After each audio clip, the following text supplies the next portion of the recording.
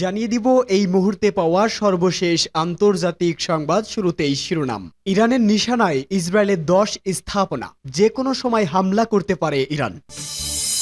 পরেই জানিয়ে দিব উত্তেজনার মধ্যে ইসরায়েলে সামরিক বিমান পাঠানোর আদেশ দক্ষিণ কোরিয়ার। জানিয়ে দিব ইসরায়েলকে শীঘ্রই গাজা গণহত্যার মূল্য দিতে হবে বলে মন্তব্য রজব তাইয়েপ এরদোয়ানের। এছাড়াও জানিয়ে দেব রাশিয়ার পক্ষে ইউক্রেনে যুদ্ধ করছে উত্তর কোরিয়ার সেনারা বলে মন্তব্য। এবং সর্বশেষ জানিয়ে দিব এক গুরুত্বপূর্ণ সংবাদ। প্রশান্ত মহাসাগরের রাশিয়া ও চীনের নৌবাহিনীর যৌথ টহল, কি বার্তা দিতে চাচ্ছে দেশ দুটি? এতক্ষণ শুনছিলেন সংবাদ শিরোনাম, এবারে বিস্তারিত। ইসরায়েলের কয়েক দশক ধরে চালানো আগ্রাসনের বিরুদ্ধে এবার আর কোনো ছাড় নয়, এমন মন্ত্র নিয়েই যেন মাঠে নেমেছে ইসলামিক প্রতিরোধ দলগুলো। এর সামনে থেকে নেতৃত্ব দিচ্ছে ইরান, ইয়েমেন থেকে হুতি এবং লেবাননের যোদ্ধারা। আরও রয়েছে ফিলিস্তিনের হামাস ও ইরাকের প্রতিরোধ দলগুলো। চারদিক থেকে চেপে রয়েছে ইসরায়েলকে। এরই মধ্যে সংবাদ সংস্থা তাসনিমের বরাত দিয়ে রুশ গণমাধ্যম আরটি জানিয়েছে, ইসরায়েলের স্পর্শকাতর ও গুরুত্বপূর্ণ 10 স্থাপনাকে নিশানা বানিয়েছে ইরান, যেগুলো হামলা হলে ভেঙে পড়বে পুরো ইসরায়েল। গেল সপ্তাহে ইসরায়েলে ইরানের হামলার পর ঘুরে গেছে যুদ্ধের মোড়। এরপর থেকেই তেল আবিবকে ঘিরে আক্রমণের মাত্রা বাড়িয়েছে প্রতিরোধ দলগুলো। 2006 সালের পর প্রথমবার ইসরায়েলের সবচেয়ে গুরুত্বপূর্ণ বন্দর হাইফাতে হামলা চালিয়েছে লেবাননের যোদ্ধারা। একের পর এক হামলায় ইসরায়েল জুড়ে বাজছে সাইরেন। পশ্চিমা গণমাধ্যমগুলো যুদ্ধের মধ্যেও ইসরায়েলের জীবনযাত্রাকে স্বাভাবিক দেখানোর চেষ্টা করলেও সামাজিক মাধ্যমগুলোতে ছড়িয়ে পড়েছে সেখানকার নাগরিকদের প্রাণ ভয়ে ছুটে বেড়ানোর দৃশ্য। প্রতিরোধ দলগুলোর ছোড়া ক্ষেপণাস্ত্র হামলা থেকে জীবন বাঁচাতে শহরগুলোর এমাথা থেকে ওমাথায় নিরাপদ আশ্রয়ের খোঁজে ছুটছেন ইসরায়েলের বাসিন্দারা। ইয়েমেন ও লেবাননের হামলায় ধ্বংসস্তূপে পরিণত হচ্ছে ইসরায়েলের একের পর এক জনপদ। আয়রন ডোমকে ফাঁকি দিয়ে প্রতিরোধ যোদ্ধাদের একের পর এক মিসাইল ও ড্রোন বিস্ফোরিত হচ্ছে ইসরায়েলের মাটিতে। ইসরায়েল জুড়ে চলা এমন ভীতি আর আতঙ্কের মধ্যেই নতুন করে হুঁশিয়ারি পাঠিয়েছে ইরান। তেহরানকে লক্ষ্য করে ইসরায়েলের সম্ভাব্য যে কোনো হামলার জবাবে তেল আবিবকে নরকে পরিণত করা হবে বলে জানিয়েছে ইরানের প্রভাবশালী সংগঠন। ইসরায়েলের 10টি স্থাপনাকে লক্ষ্য করে নিজেদের অস্ত্র তাক করা আছে বলে জানিয়েছে এই দলটি। এর মধ্যে তেলক্ষেত্র, অস্ত্রাগার, সামরিক ঘাঁটি, বাণিজ্যিক বন্দর সহ গুরুত্বপূর্ণ সরকারি বেশ কিছু স্থাপনাও আছে। এর আগে গেল সপ্তাহেই বিশ্বকে চমকে দিয়ে ইসরায়েলের মাটিতে প্রায় 2 শতাধিক মিসাইলের আঘাত হানে ইরান। ইসরায়েলের শক্তিশালী আকাশ প্রতিরক্ষা ব্যবস্থা ভেদ করে 90% মিসাইল সামরিক লক্ষ্যবস্তুতে আঘাত হানে। নজিরবিহীন ক্ষয়ক্ষতির মুখে পড়ে তেল আবিব। এরপর থেকেই এই অপমানের জবাব দেওয়ার পথ খুঁজছে নেতানিয়াহু সরকার। তবে ইরান জানিয়েছে, পাল্টা হামলা চালালে ইসরায়েলকে গুড়িয়ে দেওয়ার অস্ত্র কাজে লাগাবে তারা। আগের মিসাইল হামলার চেয়ে কয়েকশো গুণ বেশি শক্তিশালী হবে এবারের আক্রমণ। আয়তনে ইরানের চেয়ে বহুগুণ ছোট ইসরায়েলে এমন মাত্রার হামলা পুরো দেশটিকেই ধ্বংসস্তূপে পরিণত করতে পারে। পশ্চিমা গণমাধ্যমগুলো জানিয়েছে, ইরানের উপর সম্ভাব্য হামলার জন্য মিলিতভাবে পরিকল্পনা করছে ইসরায়েল ও তার মিত্ররা। এরপরই কাতারের মাধ্যমে ইসরায়েলকে বার্তা পাঠায় ইরান। জানিয়েছে, সংঘাত এড়াতে এককভাবে ধৈর্য ধরে রাখার সীমা অতিক্রম করে ফেলেছে তেহরান। তাই ইসরায়েলকে উস্কানি দেওয়া দেশগুলোও এমন হামলার নিশানা হতে পারে বলে হুঁশিয়ারি দিয়েছে ইরান।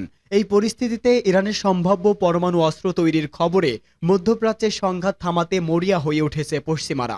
সিএনএন জানিয়েছে, ইরানের পরমাণু স্থাপনায় হামলা না চালাতে ইসরায়েলকে অনুরোধ জানিয়েছে যুক্তরাষ্ট্র। উত্তেজনার মধ্যে ইসরায়েলে সামরিক বিমান পাঠানোর আদেশ দক্ষিণ কোরিয়ার। ইসরায়েলে হঠাৎ সামরিক বিমান পাঠিয়েছে দক্ষিণ কোরিয়া। লেবাননে ইসরায়েলের স্থল অভিযান শুরুর পর দেশটির প্রেসিডেন্ট সামরিক বিমান পাঠানোর আদেশ দেন। আল জাজিরার এক প্রতিবেদনে এই তথ্য জানানো হয়েছে। রয়টার্সের বরাতে প্রতিবেদনে বলা হয়েছে, দক্ষিণ কোরিয়ার প্রেসিডেন্ট উত্তেজনা বাড়ার সাথে সাথে ইসরায়েল এবং এই অঞ্চলের অন্য দেশ থেকে নিজেদের নাগরিকদের সরিয়ে নিতে সামরিক বিমান মোতায়েন করার নির্দেশ দিয়েছে। দক্ষিণ কোরিয়ার প্রেসিডেন্টের কার্যালয় জানিয়েছে, এই অঞ্চলে দক্ষিণ কোরিয়ার নাগরিকদের নিরাপত্তা নিশ্চিত করতে প্রয়োজনীয় সব ব্যবস্থা নিতে প্রেসিডেন্ট নির্দেশ দিয়েছে। এর আগে বুধবার দেশটির পররাষ্ট্র মন্ত্রণালয় ইসরায়েল ও লেবাননে থাকা নাগরিকদের যে কোনো উপায়ে দেশে ফেরার আহ্বান জানিয়েছে। এদিকে ইরানের মুহুর্মুহুর মিসাইল হামলার রেশ কাটতে না কাটতেই এবার লেবানন থেকে বৃষ্টির মতো উত্তর ইসরায়েলে রকেট ছোড়া হয়েছে। এতে বেশ কয়েকজন হতাহতের আশঙ্কা করা হচ্ছে। ইসরায়েলের প্রতিরক্ষা বাহিনী আইডিএফ এর বরাতে স্থানীয় সংবাদ মাধ্যম টাইমস অব ইসরায়েল জানিয়েছে, লেবানন থেকে ইসরায়েলের উত্তরাঞ্চলে নিক্ষেপ করা হয় 50টি রকেট। গ্যালিলির উঁচু এবং পশ্চিম অঞ্চলের শহরগুলোই বেজে উঠে সাইরেন। এর আগে মঙ্গলবার রাতে ইসরায়েলে হামলা চালায় ইরান। এদিকে লেবাননে স্থল হামলা শুরুর পর ইসরায়েলের পদাতিক বাহিনীর প্রথমবারের মতো মুখোমুখি প্রতিরোধের সম্মুখীন হয়েছে। এ ব্যাপারে একটি সংবাদ বিজ্ঞপ্তি আল জাজিরার কাছে পাঠিয়েছে হিজবুল্লাহ। অঞ্চলটিতে থাকা সাংবাদিকরা এই যুদ্ধে আজ পাচ্ছেন। হিজবুল্লাহ দাবি করেছে এখন পর্যন্ত লড়াই তারা সুবিধাজনক অবস্থানে থেকে জয়ের পথে।